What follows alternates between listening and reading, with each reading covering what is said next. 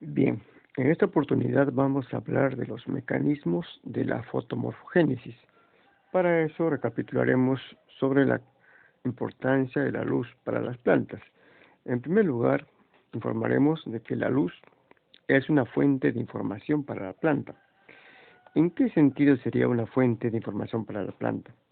Por un lado, ello tiene que ver con la dirección de la luz, lo que va a determinar, por ejemplo, el fototropismo, es decir, aquellos movimientos de curvatura de los órganos, como el ápice, por ejemplo, de la planta, la parte terminal, el meristemo apical, inducidos por la dirección de la luz, para que pueda llevar a cabo la fotosíntesis.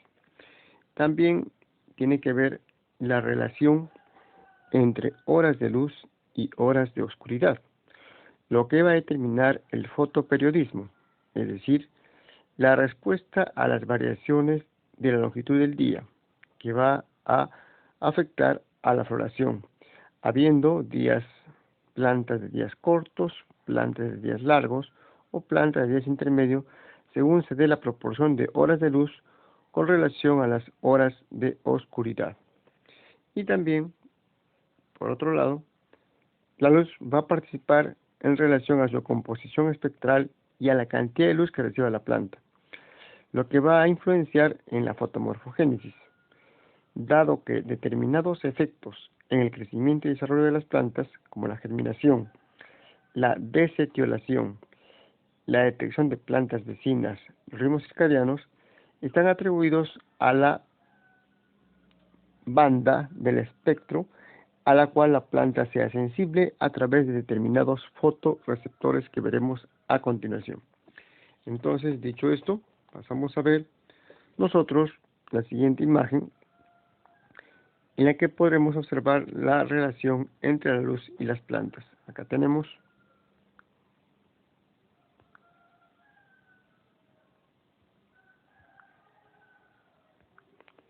esta imagen. Acá lo tenemos precisamente, en la que podemos visualizar nosotros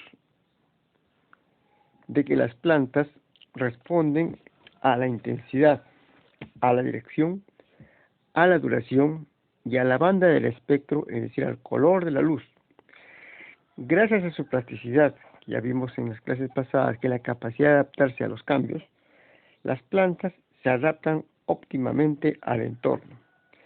Esas respuestas desencadenan a lo largo del ciclo biológico de la planta y comprenden la inducción de la germinación de las semillas,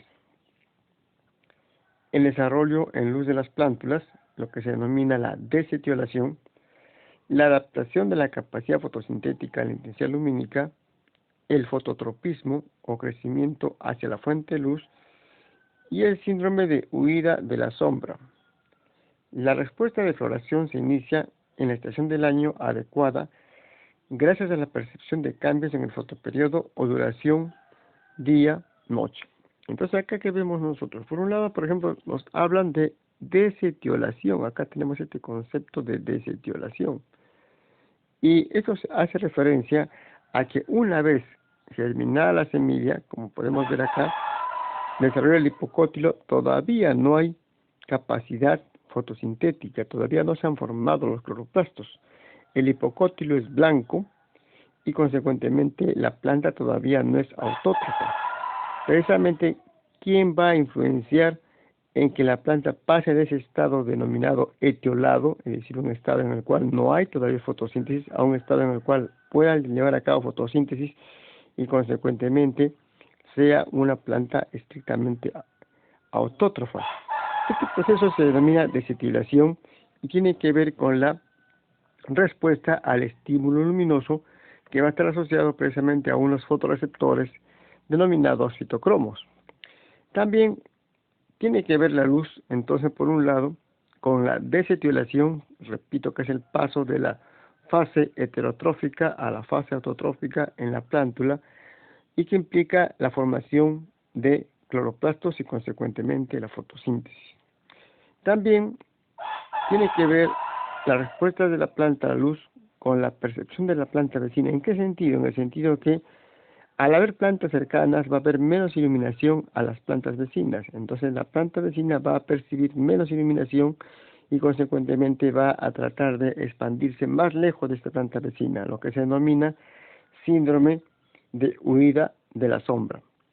Consecuentemente, entonces acá podemos ver de que la luz participa a través de la dirección, determinando el fototropismo, a través de la intensidad de luz, determinando una adaptación fotosintética, y también indirectamente a través de obstáculos, lo que va a conllevar al síndrome de evitación o de huida de la sombra cuando están las plantas bastante cercanas. Por último, también tendrá que ver el tiempo de horas de luz con el tiempo de horas de oscuridad, lo que va a influenciar en el fotoperiodo, que es importante para que las plantas puedan llevar a cabo la floración. Entonces veamos qué pigmentos hay en la planta y cuáles son esos y cuál sería su efecto básicamente para la planta. Acá tenemos entonces nosotros en este cuadro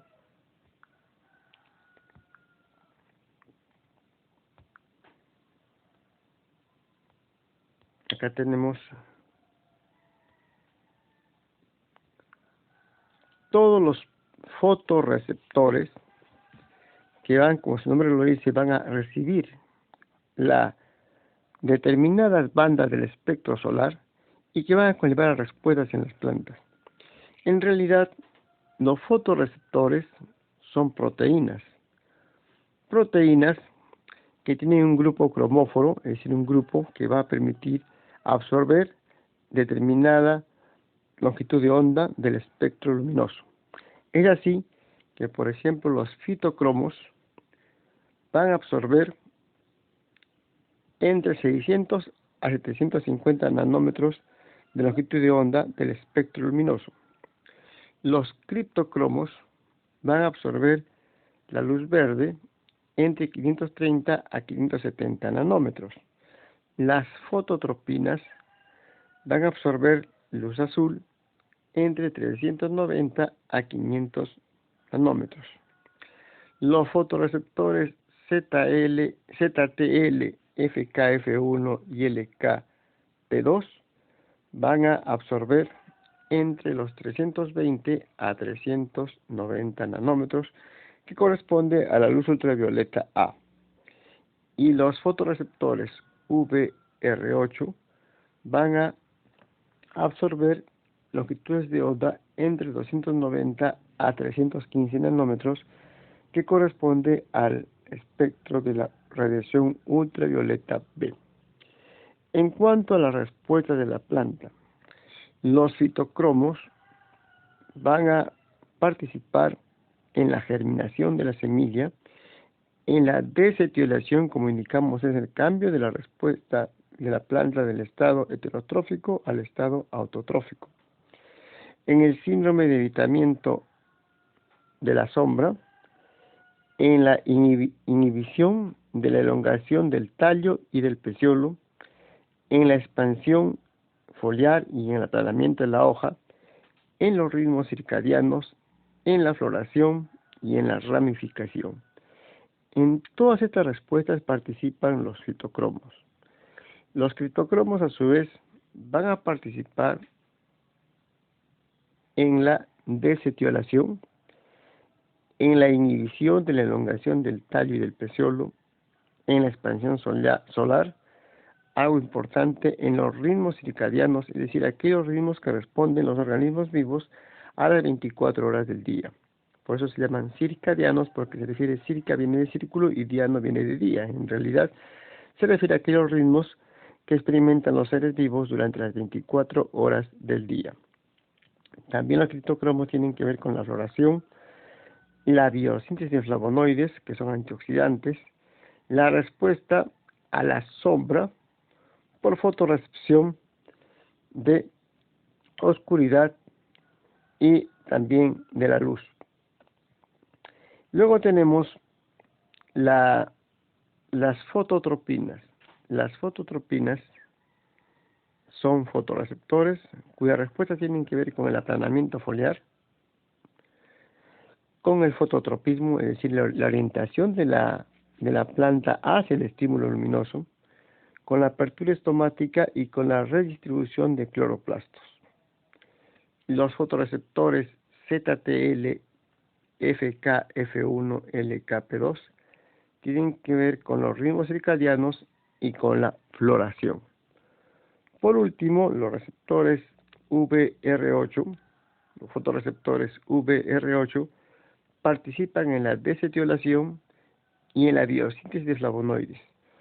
Bueno, esto es muy importante por cuanto estos fotorreceptores están absorbiendo radiación de tipo ultravioleta B, que es muy dañina, y precisamente esto permite también inducir la formación de flavonoides, que son compuestos antioxidantes y que van a servir para poder atenuar, mitigar el daño oxidativo. Veamos entonces de todos estos fotorreceptores, los más importantes, pero no los únicos, como se podrá observar. Tenemos entonces los fitocromos, los criptocromos, las fototropinas, los fotorreceptores ZTL, FKF1, LKP2 y los receptores VR8. Los más importantes, pero repito, no los únicos, son precisamente los fitocromos, sobre los que hablaremos a continuación. Acá tenemos entonces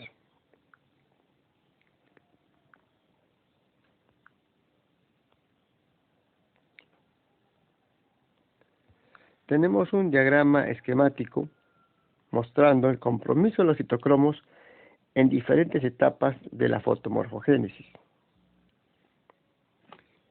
Entonces, las flechas rojas en forma discontinua representan los fitocromos que están presentes en todas partes en la planta. El fitocromo inactivo es la forma PR. Acá tenemos el fitocromo inactivo en la forma PR. Pero cuando absorbe luz roja, que está entre los 600 a 700 nanómetros, se convierte en la forma activa, que es la forma PFR. Consecuentemente, este fotorreceptor va a conllevar a una respuesta que está atribuida a la luz, que son precisamente la germinación, la desetiolación, la inhibición de la elongación del tallo y del peciolo, el desarrollo de los cloroplastos, la biosíntesis de clorofila, la expansión foliar, la ramificación, la floración y también la senescencia. Pero la forma activa no puede estar presente todo el tiempo. La forma activa también se revierte a la forma inactiva. Y cuando la forma activa, que es la PFR, se vuelve o se convierte en la forma inactiva, por dos mecanismos. Por un lado, cuando es irradiada con luz roja lejana. La luz roja lejana tiene una longitud de onda de 700 a 750 nanómetros. En esas condiciones, la forma activa, es decir, PFR, se convierte en la forma inactiva. Pero también esto ocurre espontáneamente cuando la planta está en condiciones de sombra. Entonces, dicho esto, vamos a ver nosotros entonces de qué manera participaría el fitocromo, y acá lo tenemos en la siguiente imagen.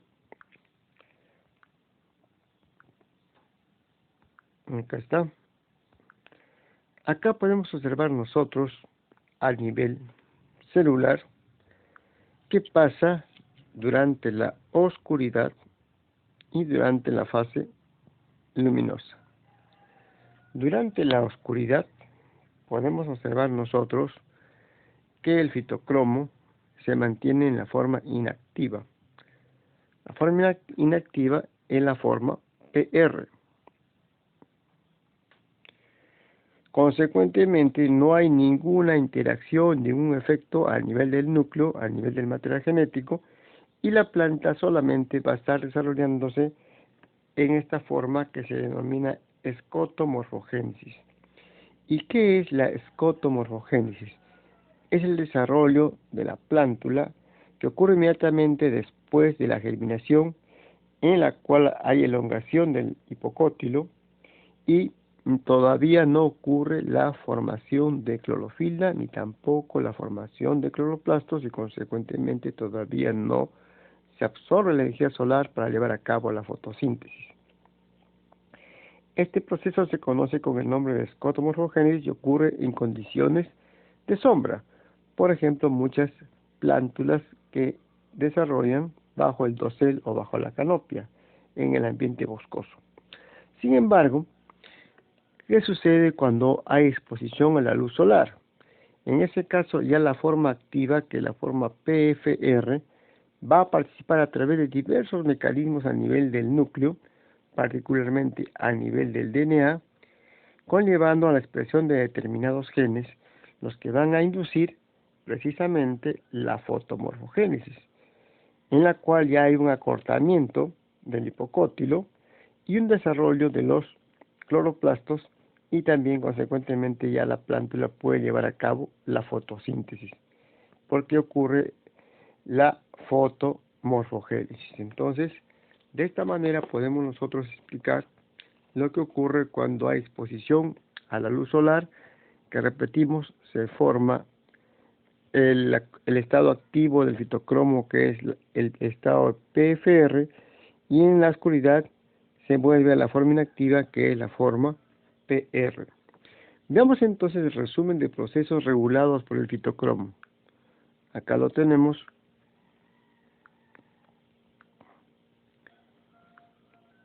El resumen de procesos regulados por el fitocromo. Entonces, ¿cuáles son?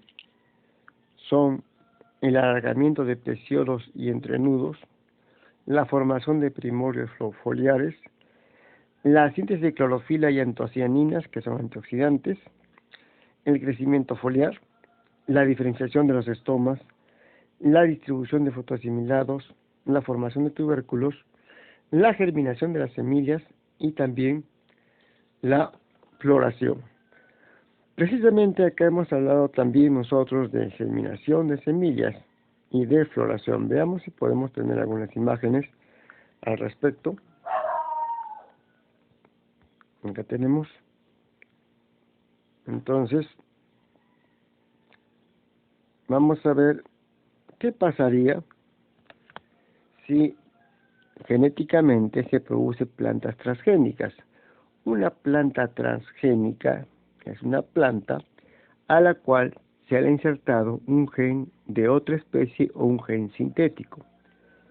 Repito, en general, ¿no? Un organismo transgénico es aquel organismo al cual se le ha incorporado en su genoma, en su material genético, un gen de otra especie o un gen sintético. Y cuando digo un gen sintético es porque precisamente gracias y a pesar de la biología sintética se está llevando a cabo experimentos de transgénesis incorporando genes sintéticos también a organismos vivos. ¿Qué pasa, por ejemplo, en este caso donde se refiere a la sobreexpresión del fitocromo A en tabaco?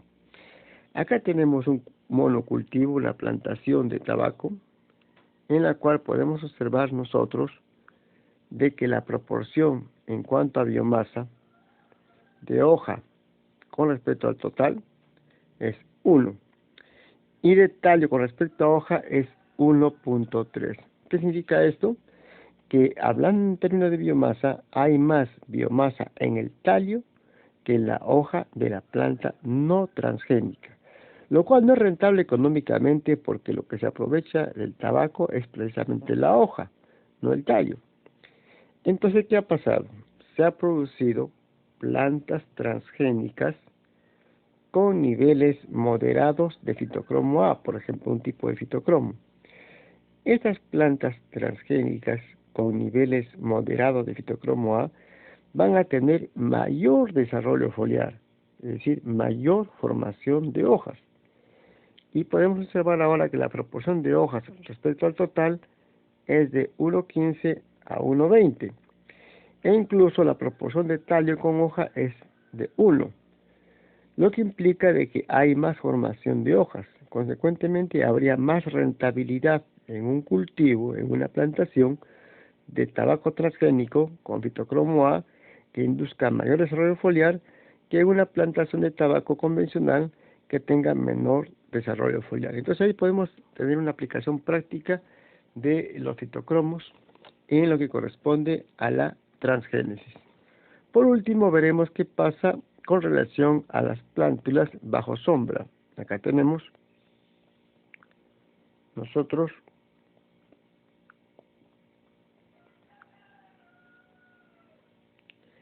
las señales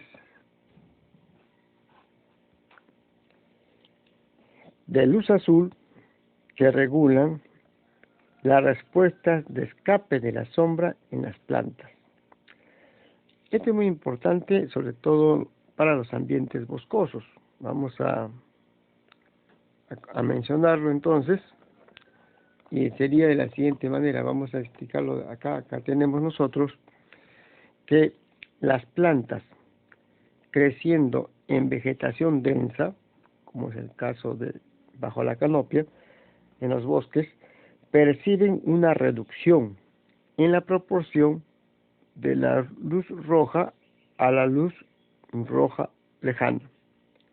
Es decir, acá lo ponemos entonces, esta es la proporción de luz roja a luz roja lejana.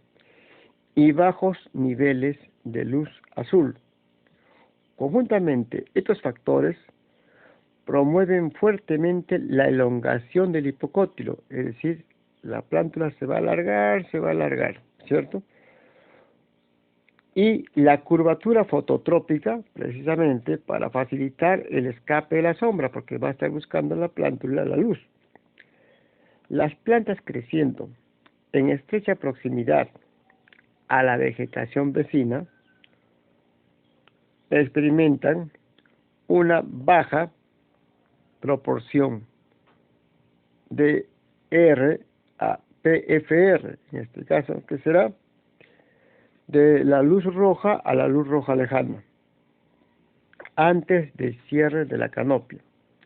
La combinación de una, acá está en castellano por si acaso, vamos a ponerlo, y acá está en inglés para que se pueda entender de repente el gráfico. Es lo mismo, esto es lo mismo. Acá tenemos la proporción luz roja a luz roja lejana, la proporción red a faz red, que es lo mismo roja lejana, es lo mismo, ¿no?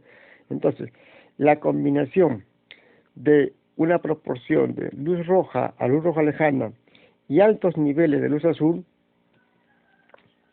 indican una amenaza de la sombra. ¿Por qué? Porque la planta no podría ser viable en el tiempo consecuente. Esto resulta en alguna elongación y una curvatura, como lo observamos acá, fototrópica de los hipocótilos. Las plantas creciendo bajo la luz solar experimentan una alta proporción, en este caso, de que las plantas creciendo en luz solar o bajo luz solar experimentan, acá lo tenemos, experimentan una alta proporción de luz roja a luz roja lejana y altos niveles de luz azul. Estas plantas permanecen cortas, es decir, no desarrollan tanto, permanecen cortas en cuanto a su hipocótilo, con hipocótilos verticalmente orientados, es decir, no hay curvatura, y promueven la expansión foliar para la fotosíntesis. Acá podemos observar entonces nosotros, cuando la proporción es baja, entonces, de luz azul y de luz roja respecto a luz roja lejana, hay curvatura del hipocótilo, lo que se denomina etiolación. Cuando hay una alta luz azul, pero una baja proporción de luz roja a luz roja lejana por parte de estímulos ambientales hacia la planta, también se mantiene la curvatura, pero todavía no hay elongación marcada del hipocótilo. Sin embargo, cuando es alta la proporción de luz azul y alta la proporción de luz roja a luz roja lejana, la plántula ya no hay curvatura de la plántula, ya no hay elongación del hipocótilo y consecuentemente la plántula ha pasado de la fase etiolada, es decir, de la fase heterotrópica a la fase autotrófica, es decir, la fase desetiolada, y consecuentemente va a formar cloroplastos y va a hacer fotosíntesis. Esto es muy importante entonces, sobre todo en aquellas plántulas que en el caso del bosque se encuentran en estado de plántulas y por apertura de claros, ya sea de forma natural o en forma inducida, pasan al estado de brinzal, o en el estado de brinzal, por apertura de claros, pasan al estado de latizal, y así consecuentemente ocurre la regeneración natural de las especies arbóreas forestales en los bosques. Bueno, con esto entonces estaríamos terminando la sesión de hoy día.